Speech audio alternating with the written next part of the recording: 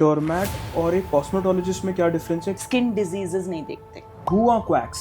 जिसके पास MBBS degree नहीं है। क्या 20s का एक अलग रिजीम है, 30s का एक अलग रिजीम है, 40s का एक अलग रिजीम है? 100%। Once a scar is repaired, can it reverse? मैं स्कार को इम्प्रूव कर सकती हूँ। स्ट्रेच मार्क, कालापना जो आप गर्दन पे देखते हैं, लोगों को लगता है मैल है, बट बेसिकली वेट है। It's the weight which causes authenticity of understanding what your skin care is पहचाना कैसे जाए बाय अ डर्मेटोलॉजिस्ट? हम लोग ट्रेंड हैं in the physiology, histopathology, lab, skin की सारी कंडीशंस में ट्रेंड है। पेशेंट्स बिना प्रिस्क्रिप्शन के ओटीसीज क्या पिकअप कर सकते हैं किसी भी फार्मेसी से बिना डरे?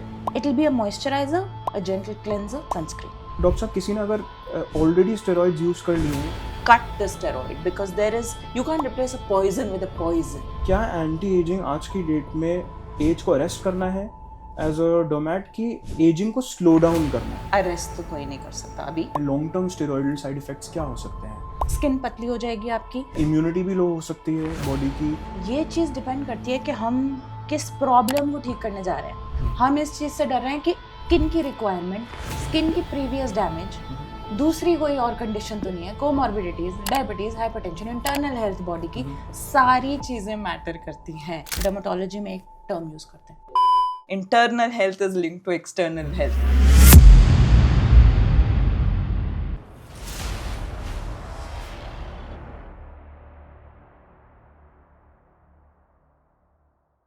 हेलो दोस्तों and welcome back to the Tanay Tulsani podcast. आज हमारे साथ हैं डॉक्टर अतुला गुप्ता, एक amazing well qualified experienced dermatologist. इस एपिसोड में हमने स्टेरॉइड्स, ओटीसी और fairness creams, body contouring, influencer miss information और एंटी एजिंग जैसे टॉपिक्स को सिंपल लैंग्वेज में ब्रेक डाउन किया है। बहुत इंटरेस्टिंग कॉन्वर्जेशन होने वाला है।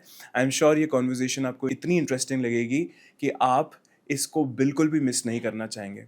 तो सुने लास्ट तक और शेयर करें उन लोगों के साथ जिनके लिए इन्फॉर्मेशन हेल्पफुल हो सकती है। Welcome to the show doctor, how are you doing today? Thank you, I'm very well, Tanay. Thanks for having me. So let me just jump to the first question that I was waiting to, kind of get an answer from a qualified and a very well experienced dermat, which I've yet not asked anybody. How does any patient come to know? उनको पता कैसे चले कि ये steroidal, क्योंकि वो OTC में मिल रहा है तो वो स्टेरॉइडल बेस्ड है, उनको कैसे पता चले ये बात? How do they figure out? Correct. So this is what I tell my patients. See, I think everybody now in today's age is well informed and aware. I tell people to read. To actually, I'm not somebody who's against AI. I'm not somebody who's against Google. I will always ask my patients to read the name of the drug and to understand it by themselves. Because then when you're self-aware, then you're informed. So that is one thing. And the other thing is I always ask them to consult whenever they're in doubt. So doctor, what are the long-term steroidal use side effects on a patient's face or on the body? क्या expect कर सकते हैं patients कि अगर वो उस particular problem को सिर्फ शॉर्ट टर्म के स्टैंड पॉइंट से देख रहे हैं, long term steroidal side effects क्या हो सकते हैं? See, so steroid is something which is an anti-inflammatory medicine, correct? And we give it for a lot of conditions, most of the inflammatory dermatosis. But when used in long term, this particularly the science is that it causes thinning of the skin. And all the symptoms that come up are resulting from this thinning. So what happens is that skin patli ho jayegi aapki, that will give you sensitivity. That will give you burning, that will give you itching, that will give you unwanted rashes, unwanted fungal infections, acne. You can also get unwanted hair on the face.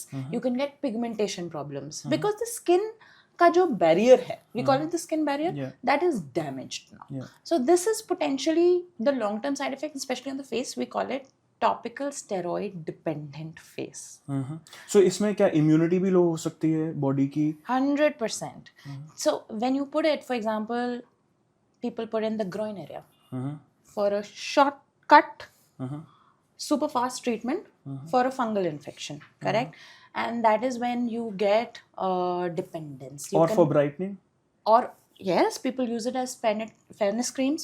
It's available all over the market as, we have retinol and steroid combinations which are, And the worst part is, they do give brightening, but it's, they give a glow up effect, which is why it is so hidden.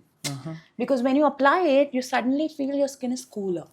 You suddenly feel your skin is calm. Your redness goes away. You look brighter. You look fairer. So obviously, किसी को misinformation जल्दी होगी कि ये तो is a great thing. Doctor साहब, किसी ने अगर ऑलरेडी स्टेरॉइड्स यूज कर लिए हैं, so how does the reversal happen before they reach a dermat?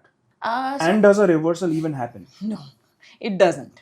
It doesn't, because see, unless somebody gets self-aware that they're doing something wrong, because now the skin, steroid produces a dependence. You have to understand this, right? It's like nicotine, alcohol dependence, correct? So what happens is when you keep putting it, then the skin shows the thinning wale symptoms, so the person knows that kuch gadbad ho raha hai. So if they realize it, they go to a dermat, it's fine.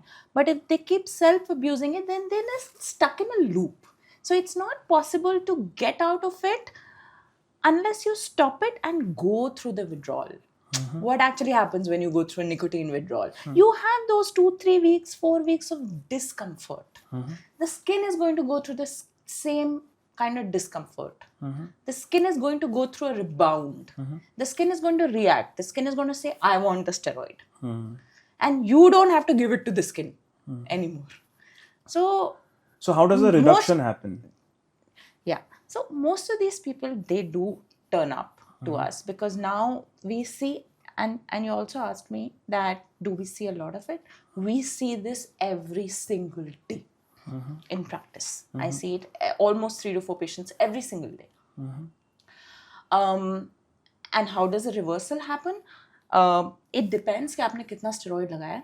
If it is a very long use, I prefer there are different theories to it, but I prefer to cut it rather than taper it. A lot of doctors will say taper it out, but I prefer to cut the steroid, because you can't replace a poison with a poison.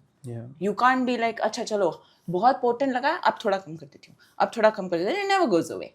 So for me, those 2-3 weeks of counseling, anti-allergics, anti-inflammatories, barrier, most important barrier.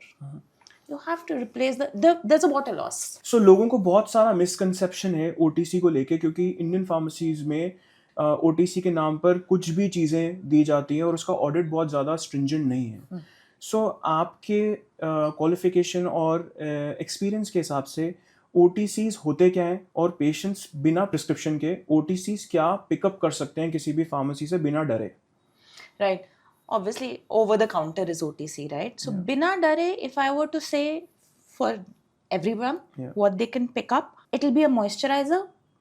Yes, it has to be according to the season and skin type. Still, a gentle cleanser containing something like cetyl alcohol होता है, propyl alcohol होता है, जिसमें gentle cleansers होते हैं. Most importantly, sunscreen. और उसमें भी क्या कोई स्पेसिफिक SPF कंडीशन देखनी चाहिए कि इतना SPF लें और उसके बाद डॉक्टर के पास ही जाकर लें अगर कोई सनस्क्रीन पिकअप हो रही है, कि कोई भी SPF किसी भी सनस्क्रीन की पिकअप करी जा सकती है?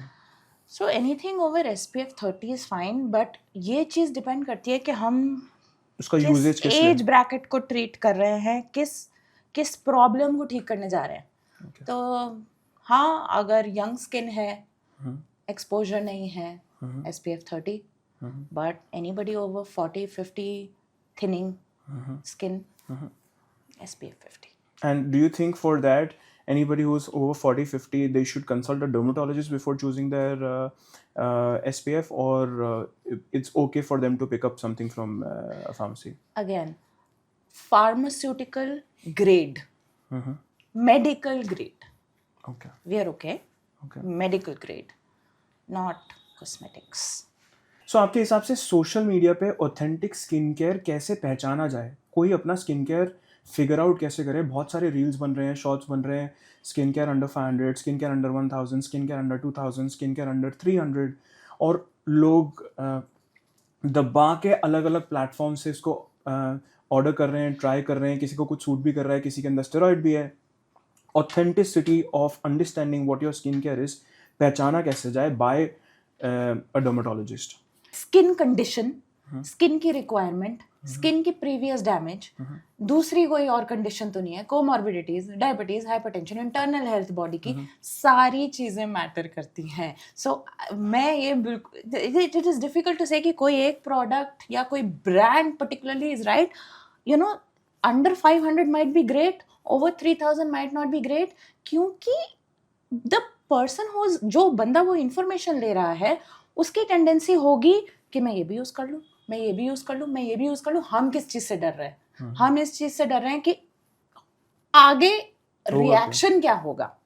हमें ये परेशानी हो. और क्या ऐसा भी होता है कि फॉर एग्जांपल मुझे एक SPF सूट कर गया एज अ पेशेंट, क्या over a period of time मुझे वो SPF चेंज करने की भी ज़रूरत पड़ सकती है, या मुझे वो स्किन केयर रूटीन चेंज करने की भी ज़रूरत पड़ सकती है? As I grow, as I age, मेरी क्या स्किन चेंज होगी कि मुझे वही लॉन्ग टर्म के स्टैंड पॉइंट से चलाना है, क्योंकि मुझे पता है कि ये स्किन केयर रिजीम या ये रूटीन मेरे लिए अब वर्क कर रहा है? नहीं, ये चेंज हो सकती है. ये डेफिनेटली चेंज हो सकती है, बिकॉज आपकी स्किन की रिक्वायरमेंट्स, आपकी एजिंग, सब जने एज करेंगे.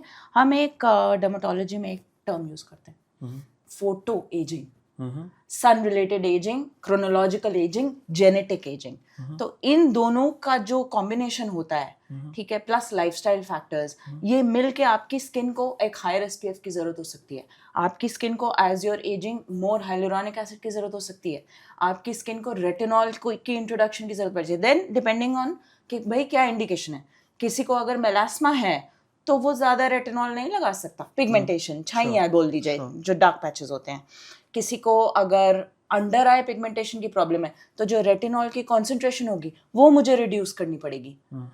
किसी को अगर लेट्स से फाइन लाइंस या रिंकल्स हैं तो मुझे रेटिनॉल के साथ hyaluronic acid, vitamin C, antioxidants, खाने वाली एंटीऑक्सीडेंट्स, बड़ी सारी चीजें इंट्रोड्यूस करूँ. This keeps changing. डॉक्टर साहब, जैसे हेल्थ के प्रिवेंटिव चेकअप्स होते हैं, इंडिया में बहुत ज़्यादा लोग ब्रेकडाउन बॉडी मेंटेनेंस पर फोकस करते हैं कि कोई दांत टूट गया तब पहुंच गए, स्किन खराब हो गई, क्लिनिकल रीजंस पे खाज खुजली हो गई, फंगल हो गया तब पहुंच गए. क्या कोई ऐसा रूटीन है कोई एज ब्रैकेट के हिसाब से जहां पर प्रिवेंटिव तरीके से, सही तरीके से स्किन को शुरू से ही उसका टेक केयर किया जाए, ताकि एक तरीके से एजिंग भी अरेस्ट हो और हर एज को पता हो कि उनको किस टाइम पर एक डर्मेटोलॉजिस्ट के पास जाने की ज़रूरत है? There is no particular timeline. अगर आप मुझे बोलोगे 6 महीने में एक बार दिखाना चाहिए, साल में एक बार दिखाना चाहिए, तो ऐसा कोई गाइडलाइंस अभी बना नहीं है कि इस एज में ऐसा है. डेफिनेटली ये ज़रूर है कि जिसको जितनी प्रॉब्लम है, जिसकी इंटरनल हेल्थ कॉम्प्रोमाइज है, again it's internal health is linked to external health. The skin is a reflection of the internal body. तो अगर किसी को स्मोकिंग है या जल्दी एजिंग के साइंस आ रहे हैं, जेनेटिकली प्रोन है, जो सनी एरियाज में रहते हैं, people living in Leh Ladakh, Himalayas, they develop wrinkles at the age of 25. while somebody who is genetically not in that zone, जैसे इंडियंस थोड़े लेट एज करते हैं as compared to the western population, in terms of the lines and wrinkles, sagging is a different issue.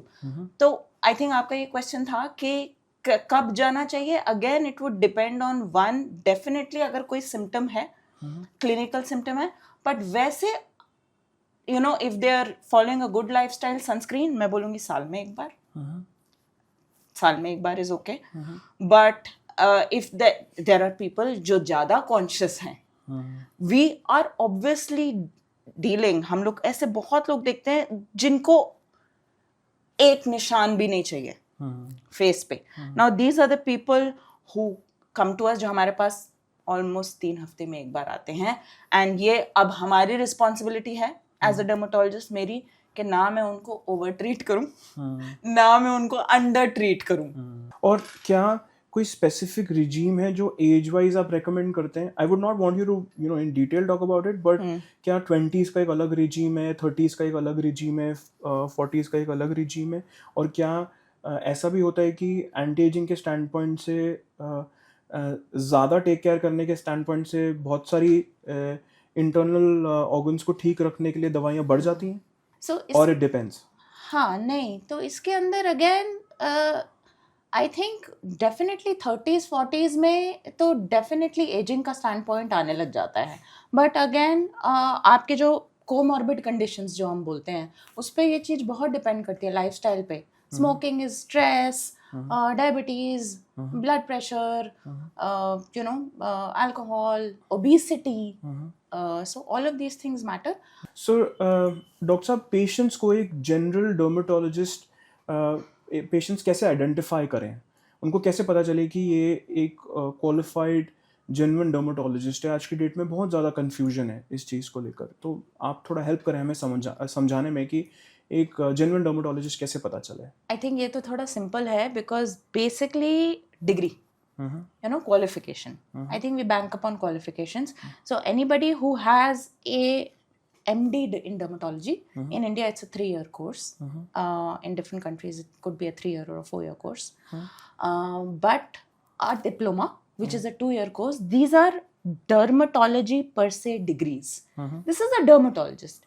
ये जो लोग हैं, जैसे हम स्किन स्पेशलिस्ट हैं, हम लोग ट्रेंड हैं in the physiology, histopathology, lab, skin की सारी कंडीशंस में ट्रेंड है. तो अगर डेफिनेटली आपको कोई लग रहा है कि आपको कोई बीमारी है, आपको डर्मेटोलॉजिस्ट के पास ही जाना है. बट बहुत सारे लोग क्लेम करते हैं कि वो कॉस्मेटोलॉजिस्ट हैं. सो एक डोरमैट और एक कॉस्मेटोलॉजिस्ट में क्या डिफरेंस है? क्या कॉस्मेटोलॉजी के लिए भी डोरमैट के पास जाना है कि कॉस्मेटोलॉजिस्ट के पास अलग से जाना है for any kind of maybe an aesthetics? Difference क्या है? Sure. I think cosmetology जो है, it's a stream. It's an offshoot. Dermatology का ही offshoot है. Cosmetology के courses होते हैं. So if you ask me कि हाँ cosmetologist कौन है? Yes, there are courses. Somebody could be an aesthetic physician. Aesthetic physicians जो होते हैं ये skin diseases नहीं देखते, but ये काफ़ी well trained होते हैं टेक्नोलॉजी में, फिलर्स में, बोटॉक्स में, लेजर्स में. मैं ये नहीं बोलूँगी कि वो लोग वेल ट्रेंड नहीं हैं, मैं ये नहीं बोलूँगी, लेकिन मैं ये ज़रूर बोलूँगी कि डर्मेटोलॉजिस्ट जिसने अपने आप को एडवांस किया है इज़ इन अ पोजिशन कि वो दोनों काम कर सके, क्योंकि वो अंडरलाइनिंग क्लिनिकल को समझता है. समझता है. Got it. क्या कॉस्मेटोलॉजी की भी एक MBBS डिग्री हो सकती है कि कोई और डिग्री भी होती है आज की डेट में इंडिया में कॉस्मेटोलॉजिस्ट की, before they do the courses in specific aesthetic treatments? I think there is no particular, there are courses, but their underlying degree, most of the times who are good cosmetologists, they have a MBBS degree, which is your 4 years practice. So you're a doctor. मैं ये नहीं बोलूँगी रोना. The problem आती है जब quacks से हम डील कर रहे होते हैं. So doctor, who are quacks? जिसके पास MBBS डिग्री नहीं है, that would be a quack, and somebody who is practicing medicine, who's definitely doing procedures.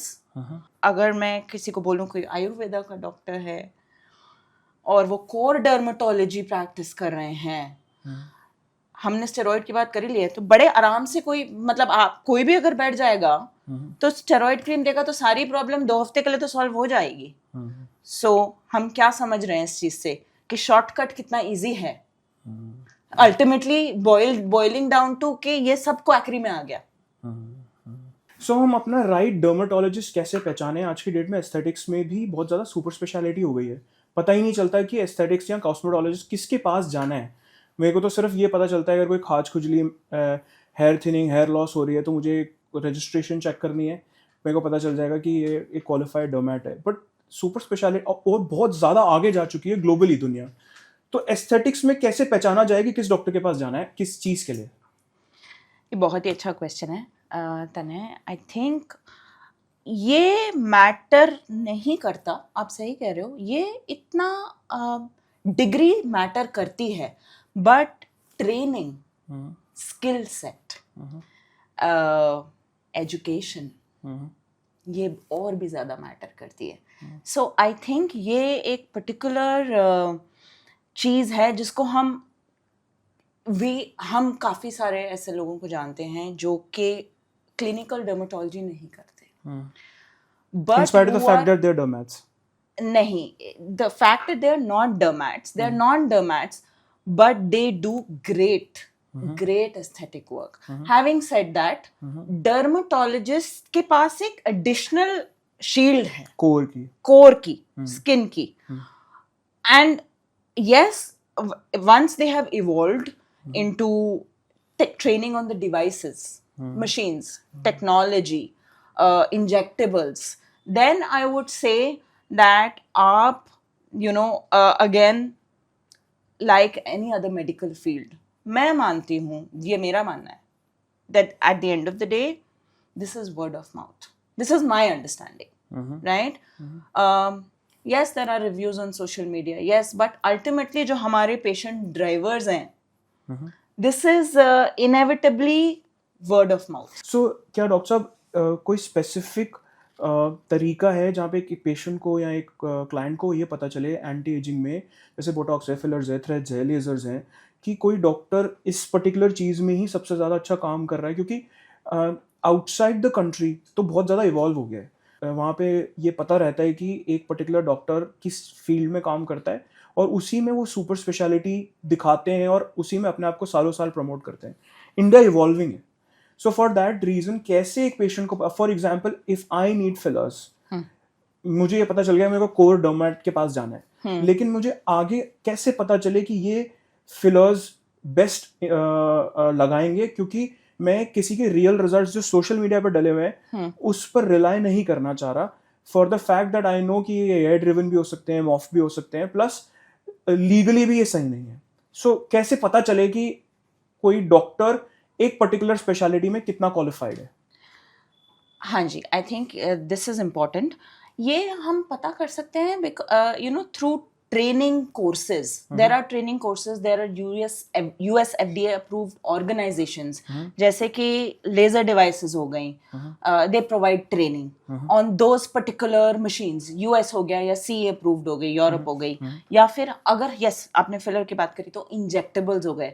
तो injectables में there are specific organizations, specific companies I should say, जो कि who work with the doctors daily, मतलब very frequently, we're advancing them to training and more training and more training. So I think that is a good way of understanding. Apart from, of course, social media can be a little tricky. Word of mouth slightly better, but अगर आपको वैसे search करना है तो yes, I think through the trainings, or maybe you can find out from the companies. That's also a way. Okay. So doctor साहब, जैसे हम जानते हैं कि आपकी एक्सपर्टीज़ एंटी एजिंग में है, स्कार्स में है. सो एंटी एजिंग के स्टैंड पॉइंट से क्या एंटी एजिंग आज की डेट में एज को अरेस्ट करना है एज अ डोमेट, की एजिंग को स्लो डाउन करना है?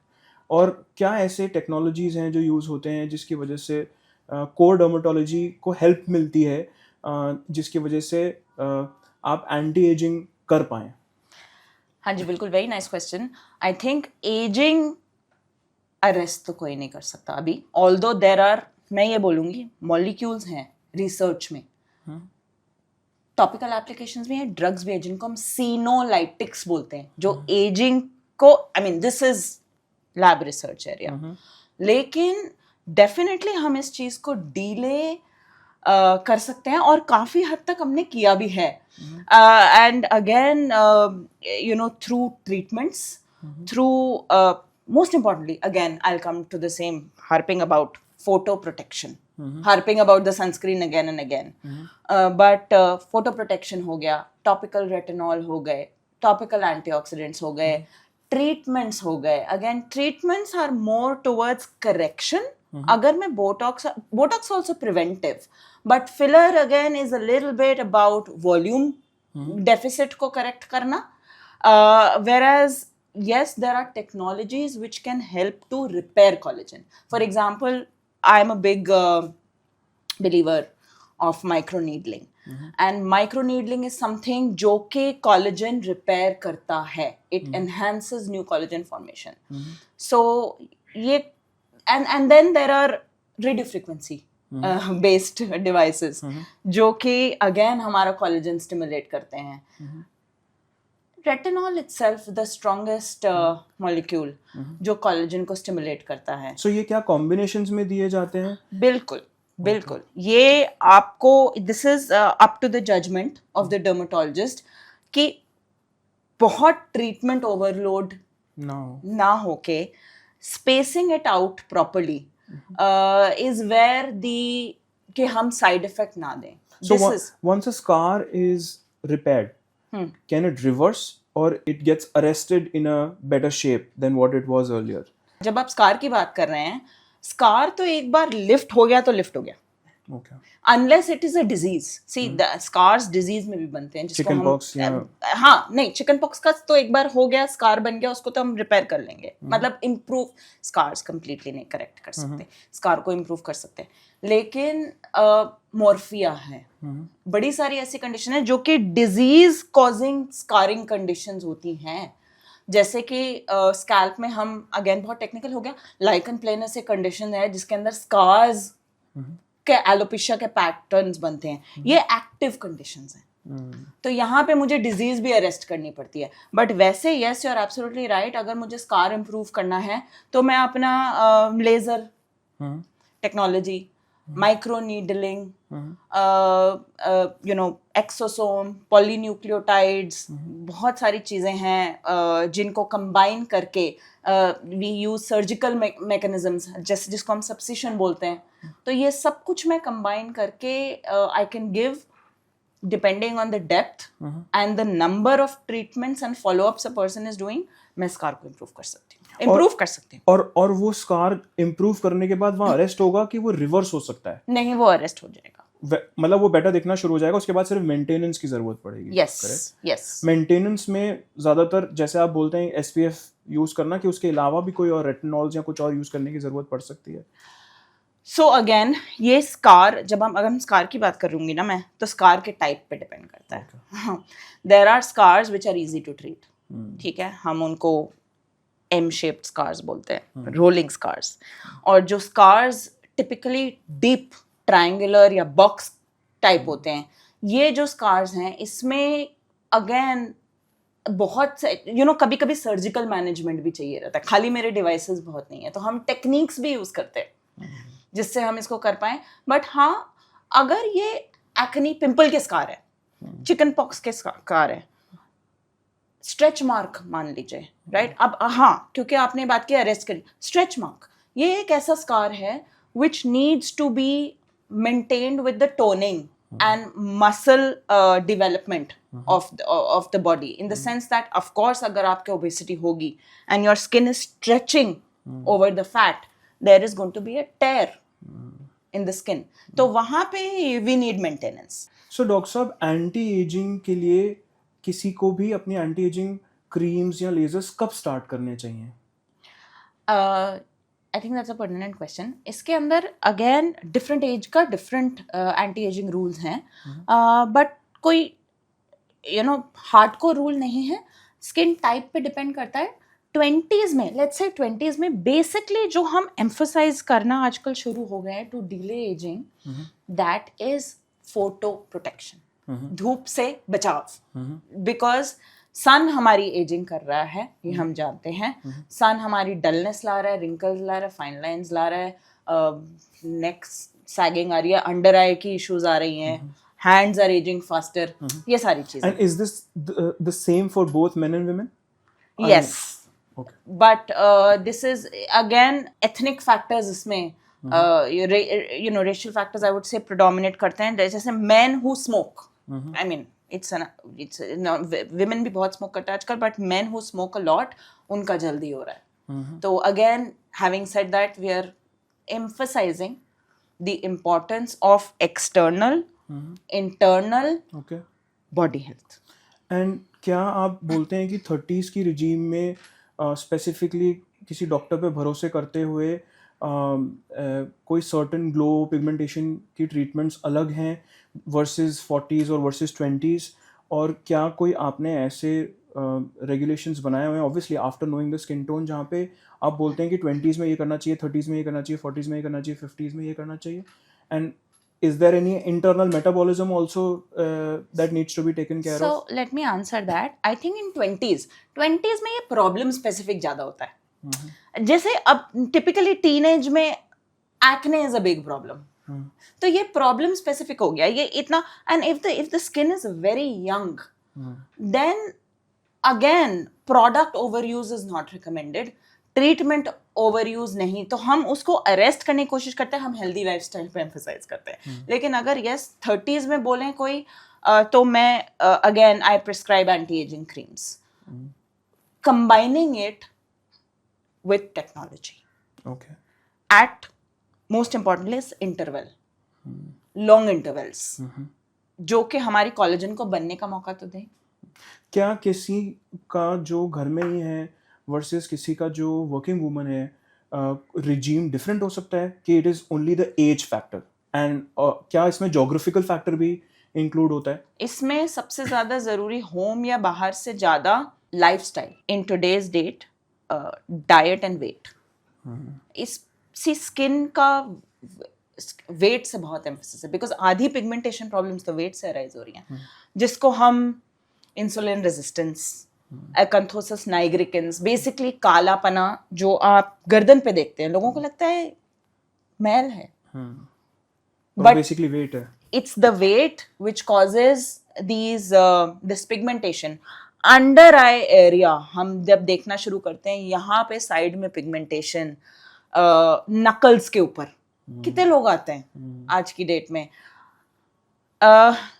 You know I will say this, मैं कुछ ज्यादा सिर्फ उनको ये बोलती हूँ कि 2 महीने में वजन घटाना है, एक्सरसाइज शुरू करनी है, पिगमेंटेशन रिवर्स होता है. So the inherent understanding of the कारण, etiology is very important. पर अगर कोई चूल्हे पे काम कर रहा है ज्यादा, हाँ. या कोई मार्केट में बाइक पर ज्यादा जा रहा है, स्कूटी पे ज्यादा जा रहा है, हाँ. या बसेस में ट्रैवल कर रहा है, मेट्रो में ट्रैवल कर रहा है, हाँ. या कोई किसी का जॉब डोर टू डोर का है, in spite of the fact that he और she is going in a where a good air condition car, उनके रिजीम्स अलग हो जाते हैं, उनके लेजर ट्रीटमेंट्स अलग हो जाते हैं, कि वो भी सिर्फ एक एज फैक्टर के थ्रू ही चलता है. नहीं, उनके रेजिम्स अलग हो जाते हैं, बिकॉज समबडी अगेन जो गाड़ी में जा रहा है, सन एक्सपोज बहुत कर रहा है, जो बाहर काम कर रहा है, कोई गार्डनर है, कोई इस तरह से है, तो उसका एजिंग इज डिफरेंट लेवल. जो घर में है may be home but still taking care of her self, a woman और अ मैन, उसका एजिंग पैरामीटर्स अलग हो जाएंगे. तो and I think let's not, जो हमने स्ट्रेस की बात तो करी नहीं, because stress is a big factor in ageing, because stress जो है, again going into science, produces what are known as free radicals in the body. तो ये ऑक्सीडेटिव थ्योरी ऑफ एक एजिंग हो गई कि ऑक्सीडेशन प्रोसेस बहुत चल रहा है बॉडी में, तो मैं फास्ट एज कर रही हूँ. बोटॉक्स और फिलर्स एजिंग को अरेस्ट करने में हेल्प करते हैं, ये तो हमें समझ आता है, बट क्या ये लॉन्ग टर्म सोल्यूशन है कि नहीं? राइट. फिलर तो लॉन्ग टर्म सोल्यूशन, मतलब फिलर में अलग अलग टाइप आते हैं. जो वॉल्यूमनाइजिंग फिलर होते हैं वो तो इंस्टेंट इम्प्रूवमेंट के लिए होते हैं. यस, जो हाइड्रेटिंग फिलर्स आते हैं, बूस्टर्स आते हैं, ठीक है. अब फिलर्स आ गए mixed with polynucleotides, DNA fragments, ठीक है, जो कि रिजेनरेटिव मेडिसिन के एरा में जा रही है. This is long term.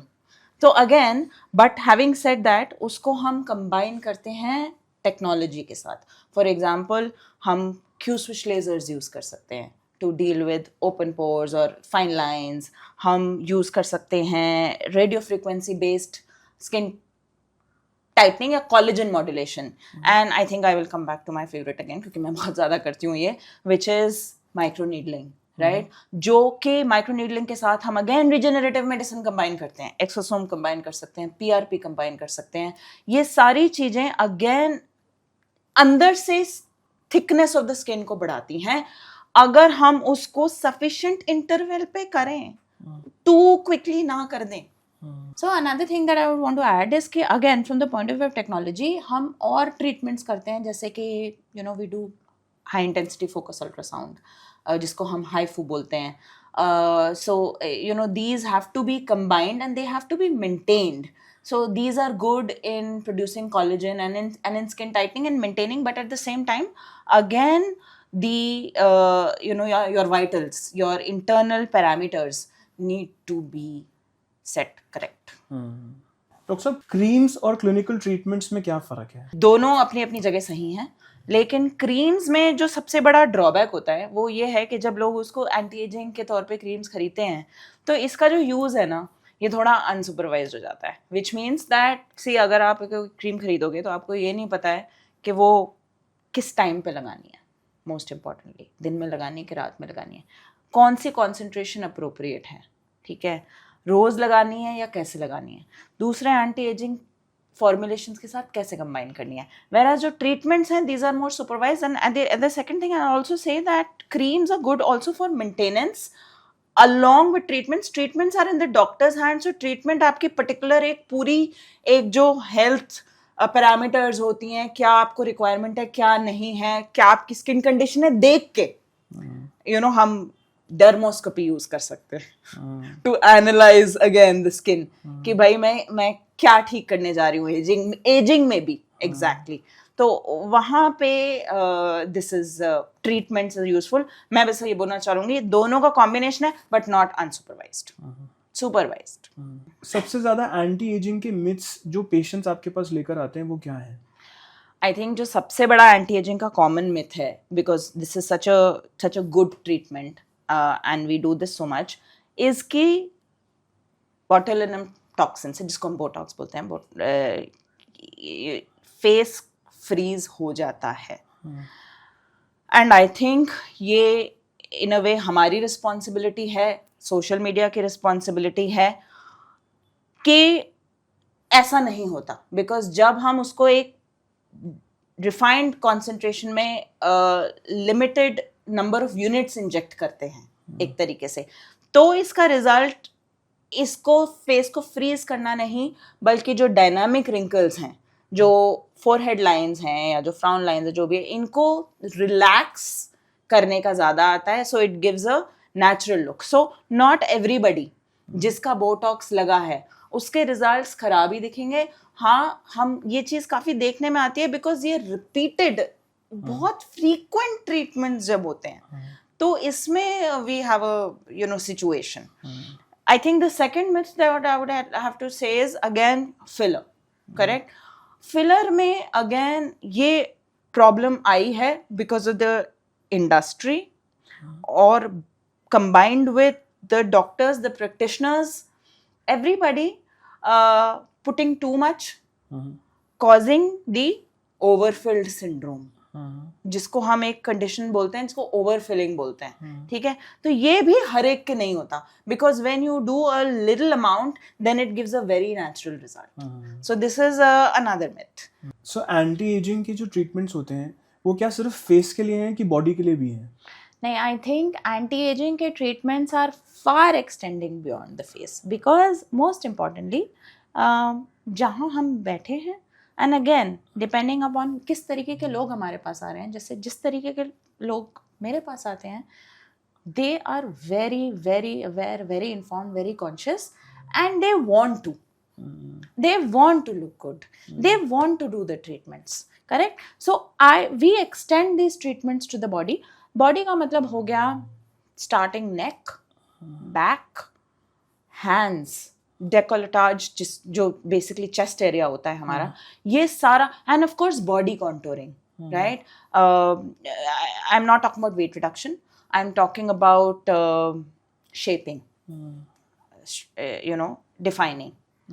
So this is where the future, or I think the probabilities are existing, and that is also happening because of awareness. It's also happening because it's a good thing. It's the ability of people to be able to spend on themselves. Thank you for these amazing insights, Doc. हमारी एक प्रथा है कि before we end the show we do a rapid fire. So are you ready for a rapid fire round? No. Yes. Okay, so let's do it and we quickly finish. One skincare myth you wish people stop believing right now? Hair oil is good for hair growth. Sunscreen, one word for it. Non-negotiable. Botox or fillers, your personal favorite treatment? Botox. Morning person या night owl? Both. One skincare product you can't live without. Sunscreen, Most overrated skincare trend on Instagram. glycolic acid, Tea or coffee? tea. One celebrity whose skin you admire. So many of them. I think one of them could be Deepika Padukone. Best anti-stress tip in one line. Sleep well. One advice you give every patient without fail. Internal health is important for skin health. So thank you for your time. We loved you here. Thank you so much for having me, and it was lovely having this conversation. And it got my mind rolling also. So thank you. तो दोस्तों आज हमने doctor अतुला गुप्ता के साथ steroids, OTC creams, body contouring, dermatologist का role, influencer myths, anti ageing और बहुत सारे स्किन केयर टॉपिक्स के बारे में बात करी। मुझे लगता है कि आज के टॉपिक में हमने बहुत सारे मिथ्स क्लियर किए होंगे और आपको समझ आया होगा कि अपनी स्किन के लिए राइट एक्सपर्ट के पास जाना कितना इम्पोर्टेंट है। और हमें कमेंट्स या मैसेजेस में बताएं कि अगला एपिसोड आप किस टॉपिक पर देखना चाहते हैं। आपके सजेशंस हमारे लिए बहुत वैल्यूएबल होते हैं। प्लीज़ भूलिएगा नहीं द तने तुलसानी पॉडकास्ट को फॉलो करना, बहुत सारी कैंडिड और इंसाइटफुल कॉन्वर्जेशंस के लिए। मैं हूँ तनय, मिलते हैं अगले एपिसोड में। Till then stay curious and keep learning. जय हिंद।